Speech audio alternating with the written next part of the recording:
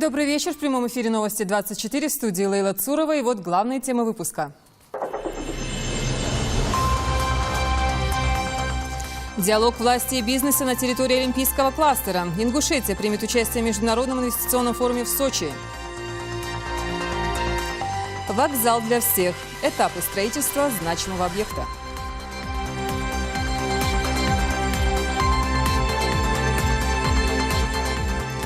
Ай больше не болит.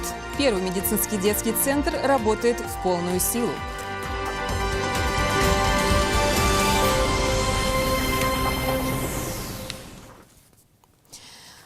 Сегодня в сельском поселении Нестеровское при попытке задержания на своем автомобиле подорвался террорист-смертник. Утром в 6:55 по московскому времени неизвестный появился возле здания РОВД Сунжинского района. В руках у мужчины был автомат, также на нем был пояс со взрывчаткой.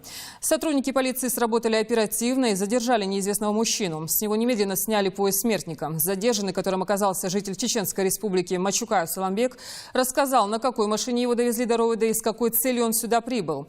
Данные машины немедленно были переданы по рации во все структуры и объявили план перехват. В ходе осмотра сельского поселения Нестеровска на окраине населенного пункта участковыми села был обнаружен автомобиль, который двигался в центр. После того, как сотрудники полиции преградили дорогу смертнику, он произвел самоподрыв. Мощность взрыва, по словам специалиста, составляет 200 килограмм тротила. От машины смертника ничего не осталось. Один сотрудник полиции Маршаули Магомед погиб. Второй, который находился рядом с ним в автомобиле, Абукар Костоев, в тяжелом состоянии доставлен в больницу и находится в реанимации. И сегодня же глава Ингушетии провел экстренное заседание антитеррористической комиссии. Оно состоялось в администрации Сунжинского района. Сегодня ингушским оперативникам удалось предотвратить теракт. Сотрудники правоохранительных органов задержали боевика живым, и он дал показания. Это очень ценно. Благодаря им удалось выйти на след транспорта Адама Мачукаева, жителя станицы Асиновская, который в районе часа дня при попытке задержания в Нестеровском подорвался на машине ВАЗ-2107 белого цвета. Об этом случае и многих других актах глава республики говорил на совещании антитеррористической комиссии. Оно прошло в Орджоникидзевском. Изучите всю обстановку там, перелопатьте и отдельное направление по подозрительным адресам. В общем, все проверить, отдельно уже по всем подозрительным адресам. В том числе на предмет нахождения бункеров, схронов, полностью проверить. День-два, перелопатьте все, весь населенный пункт. Юнусбек Кевкуров распорядился представить награде сотрудника РОВД, погибшего при взрыве, и оказать материальную помощь его семье выплатой 100 тысяч рублей. Дом, в котором жили боевики, принадлежит некто Барчишвили. Этот дом Юнусбек Кевкуров распорядился убрать и построить на его месте более полезное помещение. Для того, чтобы никому не было повадно впускать к себе боевиков, приказал сносить дома тех, кто прикроет террористов, и строить на их месте школы и амбулатории. Чейман, Бисяка, этот дом будет изыматься государством для других нужд. Чтобы все знали это. Также Юнусбек Кевкуров распорядился по всем населенным пунктам Ингушетии создать отряды дружинников, которые будут докладывать местным участковым обо всех подозрительных лицах и транспорте, находящихся на веренной им территории. Особо отличившиеся будут зачислены в ряды МВД. Закончилось совещание беседой с родственниками задержанного Салумбека Мачукаева. Характер, который носил разговор главы с ними, отразил всю серьезность ситуации. Почему какой-то Махаури, Хаяури или там Умаров может его заставить идти взрываться, а вы, как дядя, не можете его остановить от этого, сказать: все, случилось, все, прекратили. Потому что вам это не надо. Ляна Эльмурзиева, Рашид Индиев, Новости 24.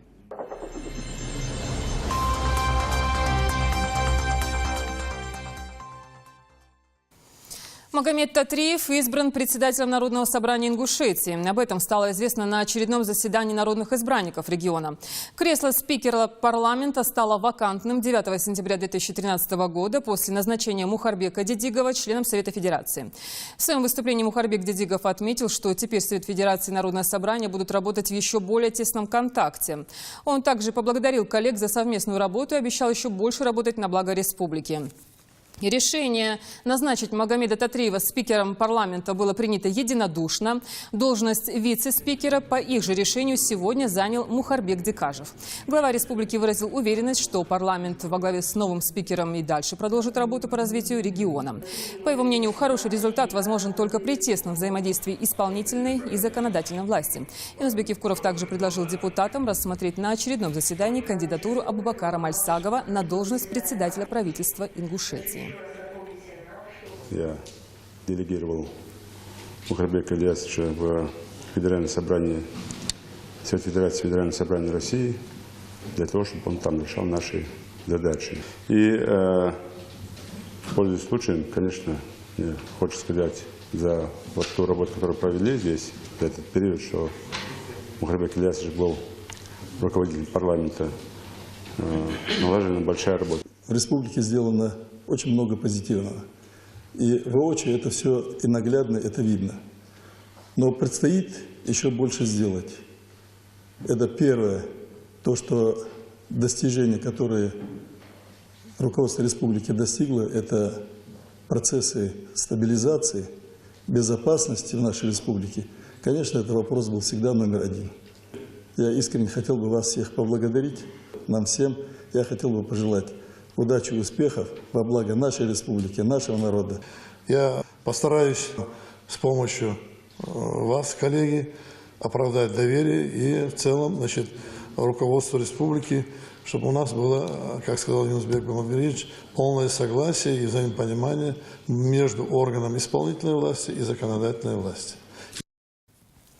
В этом году впервые местом проведения 12-го международного форума в Сочи станет Большой ледовый дворец, расположенный в Олимпийском прибрежном кластере. Ингушетия уже традиционно станет участником главного инвестиционного мероприятия страны. Министерством экономического развития региона проводится подготовительная работа. Ну а подробнее о конструктивном диалоге между бизнесом и властью нам расскажет Зарина Матиева. Ингушетия ежегодно участвует в Международном инвестиционном форуме Сочи-2013. В этом году он уже 12-й по счету. Выставочная экспозиция, которую представит наша республика, будет видеть 4 стихий, отражающих 4 основные направления развития республики. Огонь – промышленность, символизирующая развитие промышленно-производственного потенциала республики. Земля – сельское хозяйство, одна из основных отраслей развития экономики. Вода – природные ресурсы. Воздух – это развитие туризма, чему в последнее время в регионе уделяется большое внимание. Данные 4 стихии отражают как и перспективные направления развития экономики Ингушетии, так и инвестиционный потенциал республики. На форуме 26 сентября запланировано подписание договоров и соглашений с инвесторами, что в свою очередь позволит создать дополнительные рабочие места. Мы планируем подписание соглашений и договоров в рамках инвестиционного форума на общую сумму 3 миллиарда 408 миллионов рублей, который предполагает создание до 950 рабочих мест. Можно назвать несколько таких крупных проектов. Это создание завода по переработке мяса индейки в Малгобекском районе. Очень крупный проект. Объем инвестиций составляет 1 миллиард 900 миллионов рублей. Планируется создание порядка 450 рабочих мест.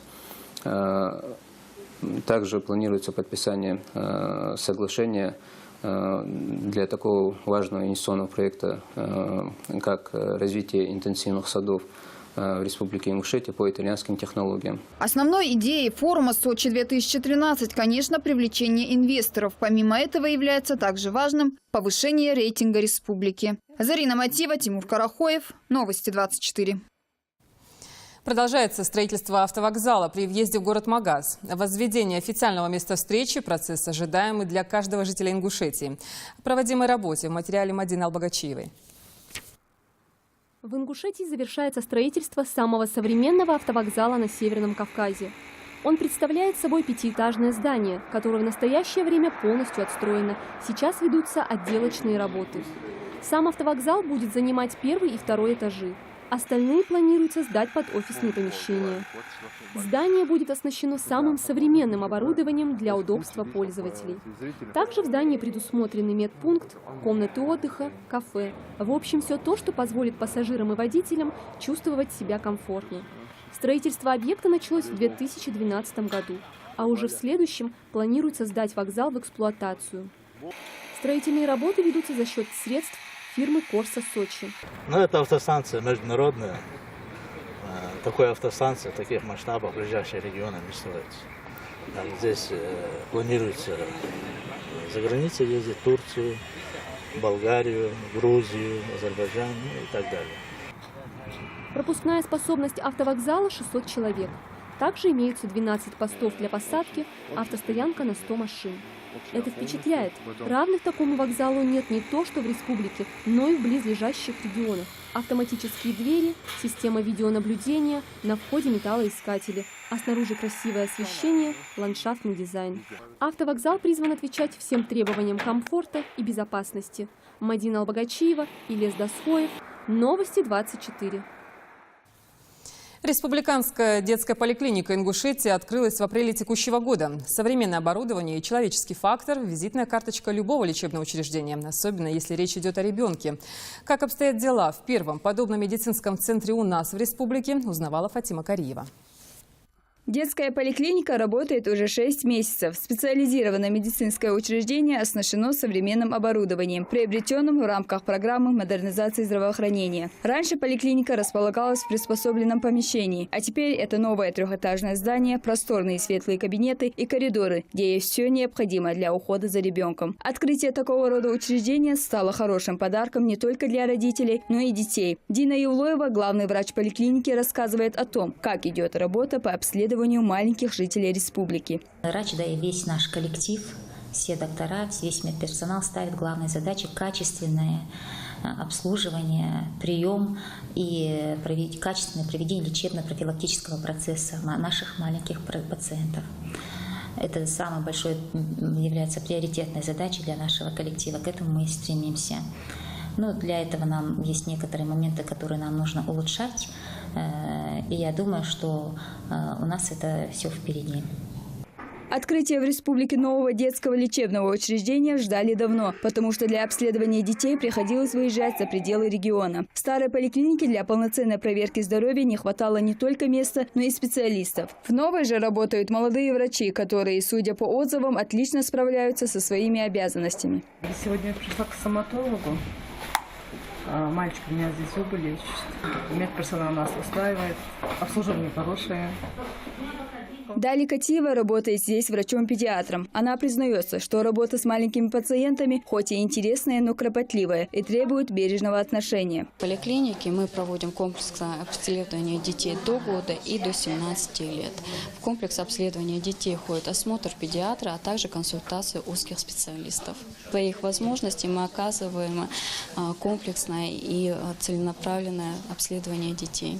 Дневной стационар поликлиники рассчитан на 10 коек. Сегодня здесь активно функционирует кабинет физиотерапевта, невролога, окулиста и лор-врача. Медцентр – это хорошее подспорье для жителей нашей республики, так как своевременная и профессионально оказанная помощь – это еще одна спасенная жизнь, считает Дина Евлоева.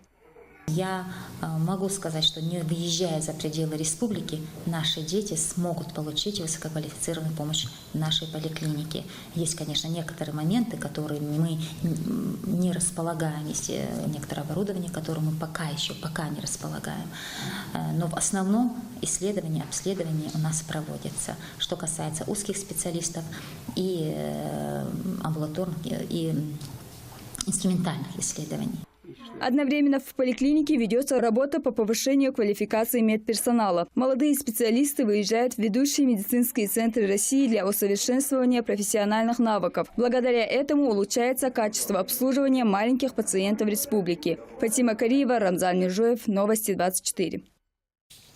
Федеральная трасса М-29 увеличится на несколько полос. Здесь также появятся пешеходные переходы и несколько новых транспортных развязок. Работы по реконструкции ведутся полным ходом. На месте побывал наш корреспондент Магомед Асканов. Строительство первых 13 километров федеральной автодороги «Кавказ» идет быстрыми темпами. На этом участке задействована новейшая техника. Специалисты обещают уложиться в директивные сроки строительства. 20 августа начались работы по расширению ингушского участка автомагистрали. В ближайшее время федеральная трасса М-29 преобразится до неузнаваемости. Дорожники планируют построить несколько дополнительных полос, также возвести несколько транспортных развязок и обустроить пешеходные переходы в наиболее оживленных местах. Строительство федеральной трассы Ростов-Баку от пикета 589 по пикет 594 ведет строительство фирмы «Мальтез». Начало работ вот на данном пикете, это у нас он условно принят нулевым пикетом, это 589 километр федеральной трассы. Расширение этой дороги делается не только в нашем регионе, но и по всей своей протяженности. Ведь транспортный поток вырос в десятки раз. 3 фирмы «Мальтез», «Трансасфальт» и «Маркетинг-сервис» готовят основания для новой дороги. Иса Хамхоев 14 лет проработал в Ярославле главным инженером строительной фирмы. Он с сознанием дела рассказывает о грандиозном проекте. Далее идет трасса от 25-го пикета до пикета 42 плюс 80 по федеральной трассе, где намечается строительство путепровода по трассе от Орджоникидзевской до Нестеровской. Общая ширина этой транспортной артерии будет 27,5 метров, по 2 полосы в каждом направлении. Сейчас строители вывозят растительный грунт, а в некоторых участках идет засыпка гравием. Дорожники говорят, что толщина основания должна быть не меньше 60 сантиметров. Идет сверхскоростными двумя довольно мощными экскаваторами. И сейчас идет у нас разработка грунта в отвал. И дальше по километражу идет у нас выемка, снятие грунта, растительного грунта с обочины с погрузкой самосвала и вывозом на расстояние до 3 километров. Двигатели этой новой техники глохнут только тогда, когда захочет машинист экскаватора. Одновременно они могут загрузить 3 самосвала. Вот он, если я прошел все экскаваторы почти в Европе, все экскаваторы, поскольку только я работал в «Газпроме», все были Камацу, Хитачи, и самый лучший это экскаватор, самый шустрее. И, как вам сказать, работает он получше и шустро. Добавим, что проект реконструкции М-29 рассчитан на несколько лет. Расширение дороги позволит значительно разгрузить автомобильный поток на этой трассе, а на этом участке строительные работы будут завершены к концу следующего года. Магомед Асканов, Маирбек Миржоев, Новости 24. Время посева озимых зерновых культур. Обработка земель уже началась. Под озимы отведено 50 гектаров. Наш корреспондент проанализировал масштаб сельхозпроцесса.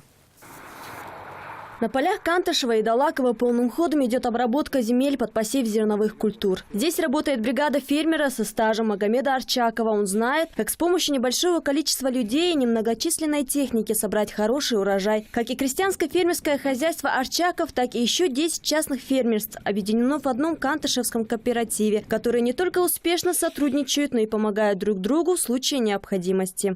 У меня сейчас в хозяйстве 2 трактора, 2 сеялки, культиватор, еще бороны есть, такие мелочи еще есть. А так, в основном, то, что не хватает насчет техники, мы заказываем с МТС, ГУП МТС.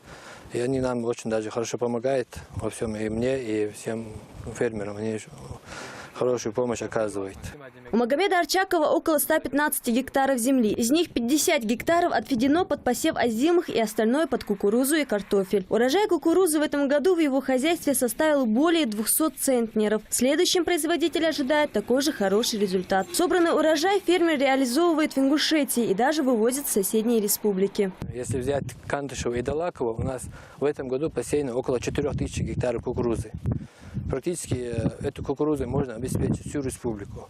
Министерство сельского хозяйства не осталось в стороне, говорит Магомед. Помогло средствами на приобретение семян и химическую обработку. Сегодня КФХ Арчаков, как и КФХ Беркут и многие другие, успешно функционируют в режиме взаимовыручки и поддержки. Ляна Ильмурзиева, Сулумбек Аздоев, Новости 24. Радостное событие для жителей Кантышева и Гарбек-Юрта. Им вручили швейные машины для работы. Сейчас семейную казну можно пополнить, не выезжая из собственного дома. До конца года планируется обеспечить рабочими местами еще 100 человек. Об удачном решении проблемы занятости населения в материале нашего корреспондента. Соня Хаутиева давно стоит на учете в Центре занятости в сельском поселении Гаирбек-Юрта. Надежда найти дополнительный заработок для женщины, которая ухаживает за больной свекровью, долгое время не представлялась. Но сегодня ее и других жителей Кантышева и Гаирбек-Юрта собрали здесь, в здании швейной фабрики, открытие которой намечается здесь в ближайшее время, чтобы рассказать о возможностях, предоставляемых им. Министерство труда, занятости и социального развития предоставляет им технику. Головной офис швейной фабрики уже выкроенные комплекты постельного белья, которые им необходимо шить. У меня 4 детей, больная свекровь. И выйти из дома для меня большая проблема. И поэтому трудоустройство на дому для меня большая помощь. За круглым столом исполняющий обязанности министра труда, занятости и социального развития Багудин Маршани, депутат Народного собрания Адам Акиев, руководство швейной фабрики, сотрудники центров занятости и будущие рабочие обсудили условия труда. Сдельная оплата, свободный график. Единственное, что просят организаторы – выполнить работу качественно и в срок. После беседы руководства с рабочими состоялась передача швейных машин. Для многих из них это большая помощь, признается этом и Айна Хаутиева. Это большая помощь получить машинку. Теперь, сидя у себя дома, мы можем работать. И к тому же это дополнительные финансовые средства. Работа на дому – это в первую очередь помощь молодым мамам, инвалидам и тем, кто по каким-то причинам не может выехать на работу. Сегодня швейные машины получили 50 человек, но, по словам исполняющего обязанности министра труда, занятости и социального развития, до конца года технику получат еще 100 человек. Мы хотим сегодня охватить Далакова и Кантышева. На дом Далакова и Кантышева будет разной общей сложности 50 машинок. Уже до этого мы раздавали машинки в Сужинском районе. Там тоже было роздано 20 машинок. Вот сейчас с главой района мы разговаривали. Он также обратился с просьбой помочь Кашево. Сейчас будем смотреть, чем может быть занят население Кашева. От качества продукции, производимого на этом цехе, во многом зависит, будет ли она востребована. А продукция швейной фабрики будет реализовываться не только в нашей республике и России, но и за ее пределами. Далее Плиева, Мальбек Миржоев, Новости 24. Реализация федерально-целевых программ на территории Ингушетии позволяет наглядно и в короткие сроки увидеть весомый результат. В регионе возводятся социально значимые учреждения по линии культуры, образования, здравоохранения и спорта. Индира Манкиева о последних достижениях. В сельском поселении Троицкое ведется строительство новой трехэтажной школы, рассчитанной на 714 мест. Рабочие фирмы подрядчика «Севкавстрой», выигравшие аукцион, приступили к строительным работам в начале этого года. На ее возведение выделено свыше 300 миллионов рублей. Пока в этом населенном пункте есть только одна школа, и окончание строительства нового образовательного учреждения здесь ждут с особой радостью. Я очень рада, что нам строят новую школу. Говорят, что здесь будет бассейн, 2 спортивных зала, столовая. Мы никак не дождемся, когда нам построят новую школу. Работа по строительству ведется активно и, самое главное, качественно. По проекту в школе предусмотрены столовая, библиотека, спортзал и даже бассейн. Школа будет соответствовать всем стандартам. Будет 2 спортзала, бассейн. Кстати, первая у нас в республике школа с бассейном. Уже в 2015 году, возводимая в рамках реализации федеральной целевой программы «Социально-экономическое развитие Республики Ингушетия» на 2010 по 2016 годы, школа сможет открыть свои двери для своих учеников. Индира Манкиева, Рамзан Миржоев, Новости 24. Продолжается последний этап мультимедийного проект-конкурса «Россия-10». В финале нашу республику представляет замковый комплекс «Вовнушки», который сейчас занимает 22-ю позицию. О том, как принимают участие в голосовании сотрудники национальной телерадиокомпании «Ингушетия», расскажет Хава Султыгова. Финальное голосование в проекте «Россия-10» началось 1 сентября. Ингушетию на первых этапах конкурса представляли 7 исторических памятников. В финал прошел памятник Вовнушки, набравший большинство голосов. Вовнушки – это один из самых ярких и экзотических башенных комплексов среди оборонительных строений Древней Ингушетии и достоин быть в числе победителей конкурса. Пока проект действует, утро на национальной телерадиокомпании «Ингушетия» начинается с объявления о том, что необходимо проголосовать в конкурсе «Россия-10», в частности, за башенный комплекс Вовнушки. Внимание! Уважаемые коллеги, не забудьте проголосовать за Вовнушки – уникальный памятник архитектуры и природы. Вовнушки – богатейшее наследие нашего народа. Поддержим нашу историю и наше будущее. И голосование началось. Каждый считает своим долгом выделить в рабочем графике несколько минут и проголосовать за исторический памятник. Проголосовать можно как через интернет, так и при помощи СМС. Любой желающий может без регистрации зайти на сайт и отдать свой голос 3 раза. Для голосования посредством СМС каждый желающий может набрать индивидуальные номера 5 разных объектов, которые, по его мнению, должны войти в десятку победителей.